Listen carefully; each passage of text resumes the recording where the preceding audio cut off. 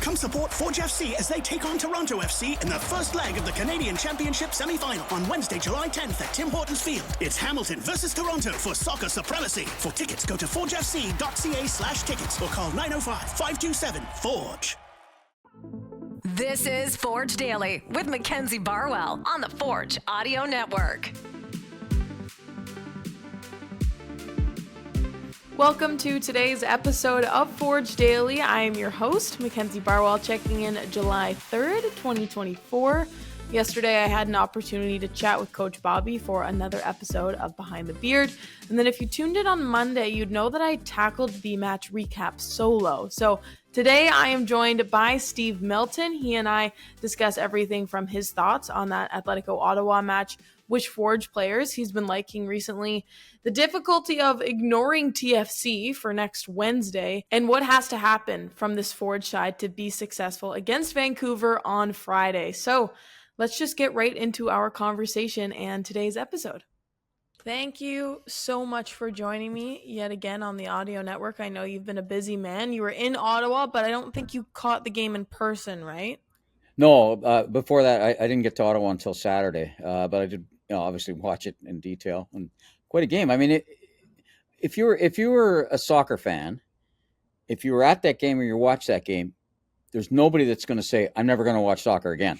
Yeah, right? That's true. Yeah, isn't that right? I mean, you're going to say, I would like to see that, or I'd like to come back if you happen to be. And I think that's good for the game in the capital. I think it's good for the game in the league because lots of people watch it when these two teams play because they're powerhouses, and they showed it. I mean, I can't say there was enough defense on either side, but sometimes that's great.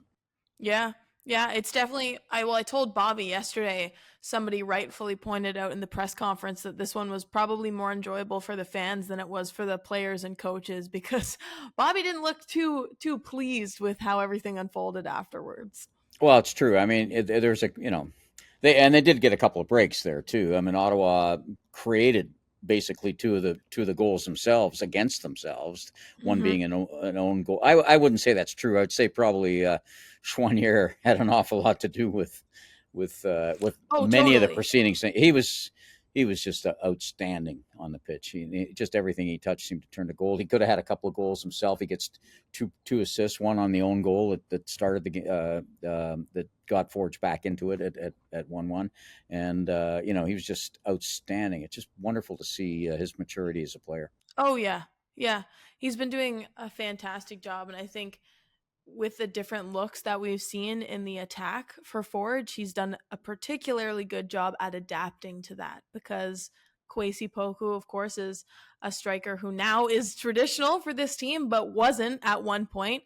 And I think Dav is just one of those guys who works well with anyone, particularly Borges. Of course, we've talked about that dynamic duo in the past, but he was out this game with a discipline suspension.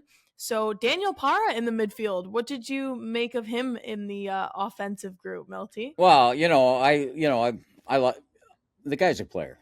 I mean, there's no doubt about that, and he draws attention, and he's going to continue to draw attention, and that's really important when you consider that you could be without a guy like Borges, and you can shift all of these things around. You put him in there, and I like him in the midfield because he's going to get the ball, and he's going to dish it.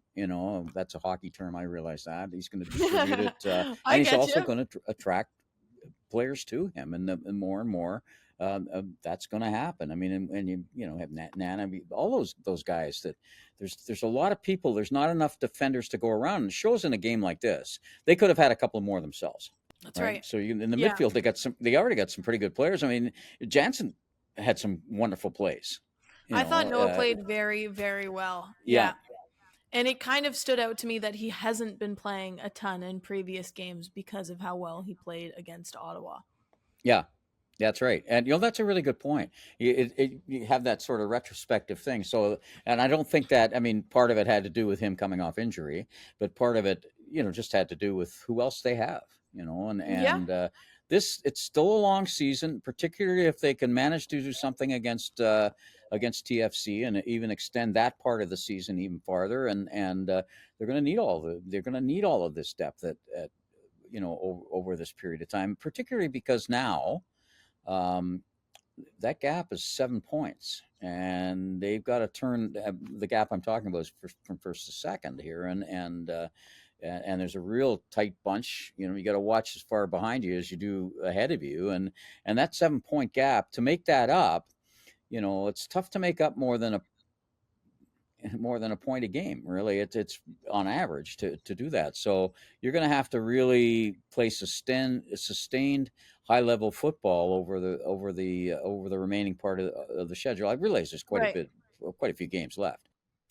Well, that's the thing too, Milty. It's still worth pointing out though, because at the end of the day, the time frame in which you can close that gap is weaning down, and that was something that Adam Jenkins pointed out in our conversation. He said at the time it wasn't necessarily a cause for concern for teams who are lower in the standings and Ottawa getting out of reach a little bit, but as the season continues on, that becomes more consequential. Well, sure, because it's a greater percentage of the what have we got? What does Forge have left? 17, something like that, and 7 back. That's 17 games to make up 7. So if Ottawa would have to have a bit of a slump as well as the Forge coming on strong. Now they get to play them again, so there is that, and I mean, game could have gone either way. The game could have gone either way, and I gotta give Ottawa. You talked correctly about Forge changing some of their attacking approach, and they really do that. This isn't new for them. They'll change from game to game. They'll change within a game, and they'll change within a half. And I like that. There's some teams that just can't seem to make those kinds of adjustments on the fly, and part of that comes from guys playing together, and they know they might even have a code word. You could go like red, and all of a sudden everybody's moving in a different way. Okay, now we're moving left side right to the right side, and plus they recognize things. They're really good at triggers, but so's Ottawa. For a team that's just that's brought in players, and like some of those, what do you think? I thought they made some real adjustments. For me, what stood out was Ottawa's desperation at the end of the game. I think that's the best word to describe it. I'm glad you brought that up.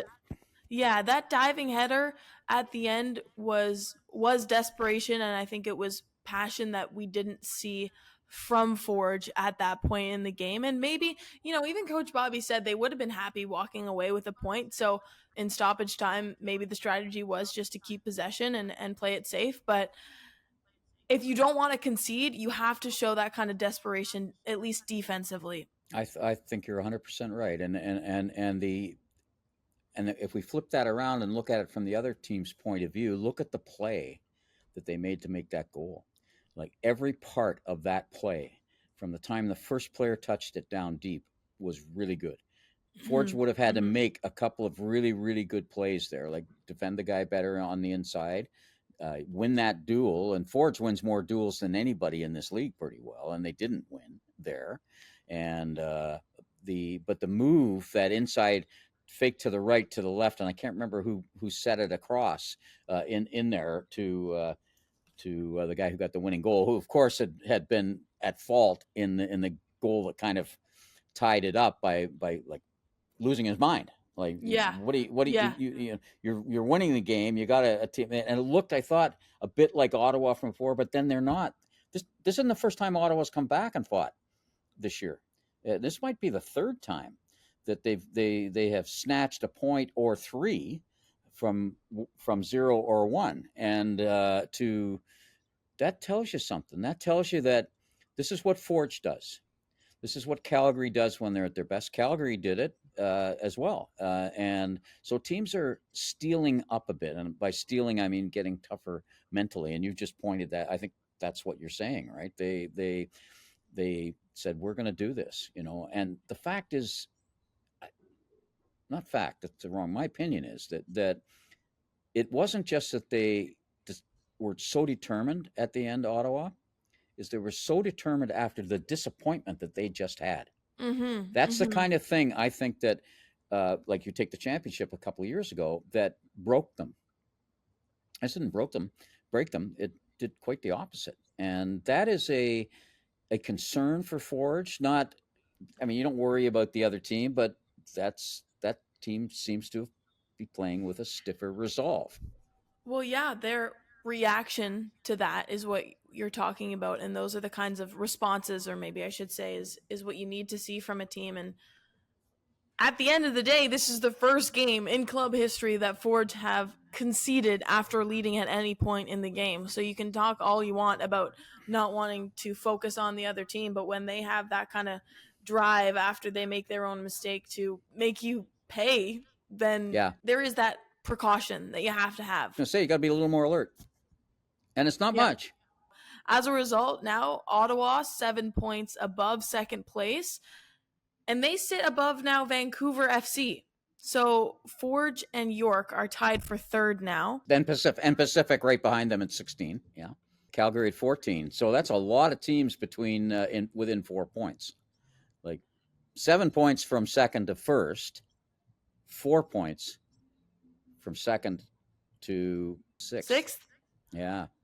And the other guys have got 10 now, right? Both the bottom teams have got 10. That's only 4 points away from the top six, too. So I really do think it's good for the game. I'm not overly worried about Forge, but there's some things that bother me a little bit because there's just teams are dropping that ball in there and hoping for mistakes. And that's not Ottawa. They aren't dropping the ball in. They're forcing the ball. They're moving sustained play and creating chances. Most teams try to drop the ball in against Forge and hope that they'll make a mistake. Yeah, I mean, I'd be a little bit more happy about or entertained by how close the standings were if Ottawa wasn't 3 wins away, you know what I mean? So that's my only thing right now, but I will say, and I'll use this as a transition to talking about Vancouver on Friday, Milty, is that this upcoming game is so important. Forge still have a game in hand, but Vancouver only 1 point away, and I think this is the time in the season where you need to escape the rest of the standings, for lack of a better word. This is right around when Forge normally gets whatever problems, and in different years there's been different little things bothering them, but not that much. I mean, it hasn't. I mean, they've been great, right? So, but you can't take that for granted. You see in other sports all the time. You want to make sure that this isn't the start of the Forge dynasty just getting chipped away a little bit at, and most of that is in your own hands. Mm-hmm. It's not about the other teams. It only slightly about the other teams because, again, one of the things we've mentioned, there seems to be a stiffening of resolve among 2 or 3 teams in this league, and if York gets that, because they've never had any resolve in my mind. That's what's often been stopping them, and besides their inconsistency of lineup and coaching and all of those kinds of things. But if they can have that kind of bit more of a steeliness to them, then the Forge can't necessarily count on pulling it out of the bag all the time. So you've got to, for a number of reasons. So it's particularly important, I think, against teams like Vancouver coming in, because I don't think they're that good. I think you've got to, again, this is where, again, you talked about it, making sure you start separating yourself. And that, again, is about your own play. And it's another part to this is to establish and to keep establishing home field advantage. Yeah, Milty, I wanted to ask you about that because the schedule for this season is a little bit weird in the sense that this is the second time they're playing Vancouver, and it's the second time Vancouver will come here. Same thing can be said for Ottawa, but vice versa. Forge going over to TD Place for the second time. So how do you think that will impact the way that the standings change in the upcoming weeks, and how important do you think it is, as you said, to take advantage of the home games, especially when you have them back-to-back against certain teams? I think you do it right now. You take advantage of it now. The thing about Forge is they get very strong. Again, this is historic, and you don't know if this is a different year. Is this a little chipping away? You hope it isn't. And I don't think it is, just because of who plays for this team and how strong they are. And I still think they may make one more move yet lineup wise. And they're as long as they stay healthy, they have been very good on the road in the second half of the season. But I don't think you want to be having the situation where you have the home games being any kind of issue. And I wouldn't say that's an issue right now, but they don't have it fully under control in my mind. They don't fully have it where you've kind of let some teams in here and let them off the hook a little bit. And so yeah, I think you got to nail these now, and especially against a team like Vancouver, because I'll repeat that I don't think they're all that good. They're decent, and they had that, you know, a fairly decent start too. So, but then they what they lose? They didn't win in 4 or 5 games in a row right till the last one, and they had some draws and losses. So you gotta remind teams that you're better. Yeah. It's no fluke. Milty, who did they just win their last game against? Pacific, I think they went into Starlight and won 2-1, I think, on Thursday night. Okay. I mean Vancouver. Yes, that's right. Yeah. Yeah. And they now one thing about Vancouver, I mean Forge still scores goals, right? And Vancouver, but Forge wins a lot of battles. Like Parra, for instance, is I think does he lead the league in I one think battles? it's Malik and Parra up there for Forge in Right terms there, of right there. tackles won. Yeah. Yeah, and battles won as well, meaning head, so, and those are really important things, but you got to keep doing it. You have to keep winning them, and you have to win them at those key moments, like it's first 2 minutes, first 2 minutes of a half and the last 2 minutes of a half. Of course, who does it is Zoko gets that beautiful goal to start, their own guy. Broke my heart. Yep. Yeah, and I don't know that. I think that was just a great individual play, and it was great. It was set up beautifully as well. So I don't fault the defense too much on that one. The defending on that one, it's just a brilliant play. I think Milty, going into this Vancouver game, there are two things that stand out to me in terms of what Forge need to be better, or what areas Forge need to be better in. And one, just being organized, because I don't think, as you said, tactically their defense is sound. We've seen this backline and what they can do when they're organized. So a minute and a half into a game, you can't let the other team score off a set piece, because realistically, great play, credit to Abu Sissoko, but had there been coverage in the right places, that ball is not going in the back of the net. Two, I would say tackles won, as you said, you need to maintain your dominance in that area, but particularly in the air, because aerial battles not in favor of Forge against Ottawa, and we've seen what they can do in the air. Remember that Montreal game? I don't think they won that game in the air. They won that game in the air. That was the biggest thing that we talked about after.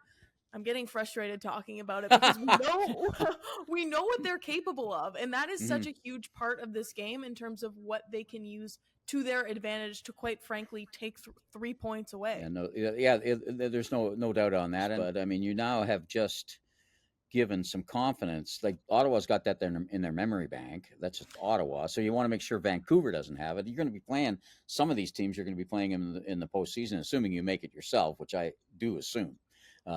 So you've got to be aware of not to let them think, hey, we've had this happen. Like, you want to make sure that the majority of those ones, and by far the majority, and I don't think that's actually been a problem, because they're good battles won team, tackles on the surface and in the air, totally. but you have to keep on it, and I think you really have to do it again. You do it in the game that's in front of you, and this game is in front of them, is at home. Milty, it goes back to the desperation conversation too, right? Yes. Like, I think all of these things are connected, and when I talk about certainty and tackles won or aerial battles, it all comes back to that desperation and knowing we need 3 points at home. Right.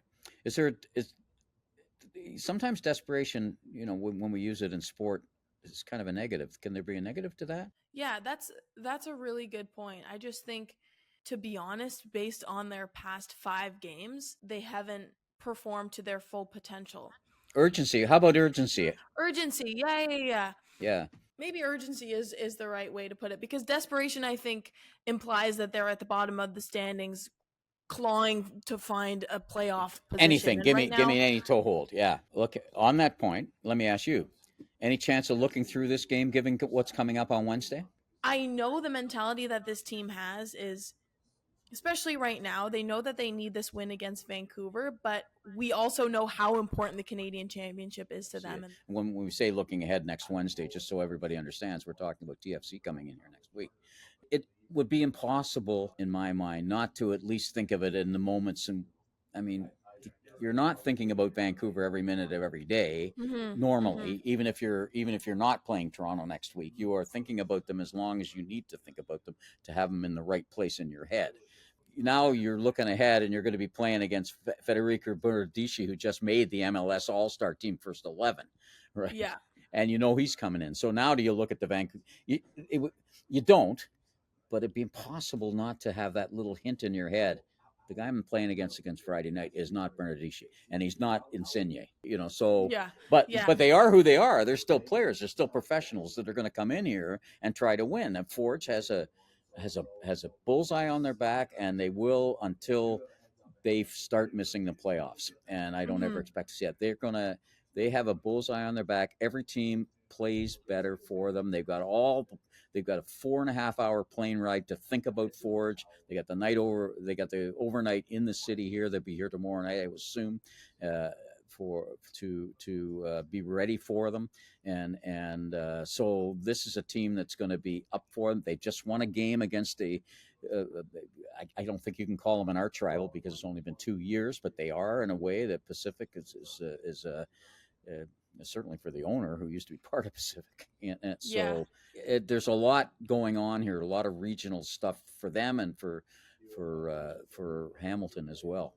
Totally. I wouldn't count that win out in terms of axing any momentum. I think it is giving them confidence coming into this. And for Vancouver, I think it's kind of like target acquired. But for Forge, Target acquired. Were you playing video games this morning? Yeah. Let's keep going with this video game analogy. It's like they're kind of going in between two targets, and maybe the first one is Vancouver. And I do want to give credit to the guys because typically they are very genuine when they say our focus is the next game. And same with Bobby. But I find it hard to believe that TFC isn't floating around in their subconscious or potentially redirecting their target. Yeah, and I think we should stop beating this horse to death on that one. But they're human beings, is what we're saying. Yeah. Now they're also high level potential, high level professional athletes, and these guys are high level, and I think in a lot of ways, Forge, in so many ways, personalities individually and also as a team, are a higher level than what most people assume the level of the league is at. That they play in. They play to a CONCACAF high club standard thought process individually and as a team, and so yes, they're mentally tough on this, and they have to maintain that all the way through this. I mean, they've got to remember who they are and why they are. And there have been moments when I'm not sure they have. Yeah.